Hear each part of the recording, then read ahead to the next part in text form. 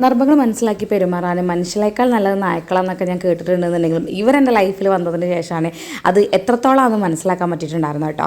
സാധാരണ രാവിലെ എണീറ്റ് കഴിഞ്ഞാൽ ഭക്ഷണം കഴിക്കാൻ എന്നോട് ചോദിച്ച് വാങ്ങിക്കുന്ന ആൾക്കാരാണ് ശങ്കരനൊക്കെ. ഇന്ന് അവർക്ക് യാതൊരു കൂട്ടുമില്ല കേട്ടോ. ഒരുപാട് ലേറ്റ് ആയിട്ടാണ് എണീറ്റ് വന്നതും കുഞ്ഞൂസിനെ തുറന്ന് വിട്ടപ്പോൾ അവൾ നേരെ എൻ്റെ അടുത്തേക്കായിട്ടാണ് വന്നത്.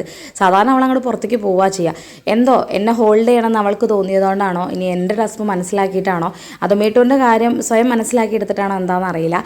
ആളുടെ ബിഹേവിയർ ഭയങ്കര അത്ഭുതപ്പെടുത്തുന്ന രീതിയിൽ തന്നെ ആയിരുന്നു കേട്ടോ.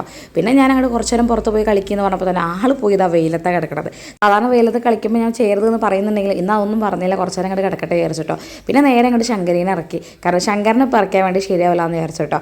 കുഞ്ഞൂസ് ചെയ്ത പരിപാടി ചെയ്യാൻ നമ്മളെ ശങ്കരി ശ്രമിക്കുന്നുണ്ടെങ്കിലും പാവം അതിന് പറ്റുന്നില്ല കേട്ടോ.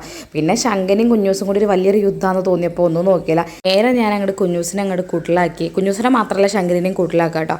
കാരണം അവരെല്ലാവരും ഇറക്കാനുള്ളൊരു സമയമില്ല. കാരണം വീട്ടിൻ്റെ അടുത്തേക്ക് പോകണം, ഇവർക്ക് ഭക്ഷണം കൊടുത്തിട്ട് വേണം പോകാൻ കേട്ടോ.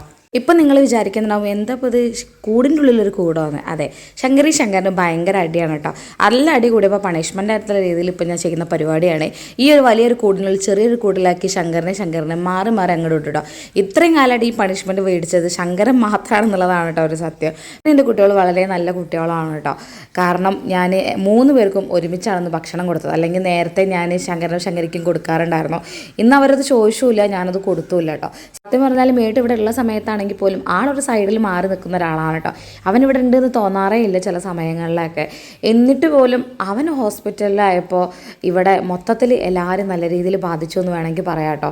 കുട്ടികൾ വരെ അവൻ എവിടെയെന്നുള്ള രീതിയിൽ അന്വേഷിക്കുന്നുണ്ട്. കുഞ്ഞൂസ് അകത്ത് വന്ന് മണം പിടിച്ച് ഓടി നടക്കുന്നുണ്ട്. ഇന്നലെ രാത്രി അങ്ങനെ ഓടി നടന്നപ്പോൾ ഞാൻ അവളോട് കാര്യങ്ങളൊക്കെ പറഞ്ഞു കൊടുക്കുകയൊക്കെ ചെയ്തിട്ടുണ്ടായിരുന്നു. എത്രത്തോളം അവൾക്ക് മനസ്സിലായി എന്നൊന്നും അറിയില്ല. പക്ഷെ ഞാൻ പോകാൻ നേരത്തും ഞാൻ പോയിട്ട് വരാം കേട്ടോ എന്ന് പറയുമ്പോൾ അവളെ ഭാവമാട്ടോ നിങ്ങൾ ഈ കാണുന്നത്. അവൾ മാത്രമല്ല തൊട്ടപ്പുറത്തുള്ള ആൾക്കാരും കേൾക്കുന്നുണ്ട്. എന്തോ എല്ലാവരും സാഹചര്യം മനസ്സിലാക്കി നിൽക്കുന്ന പോലെ എനിക്ക് തോന്നിയിട്ടുണ്ടായിരുന്നു കേട്ടോ.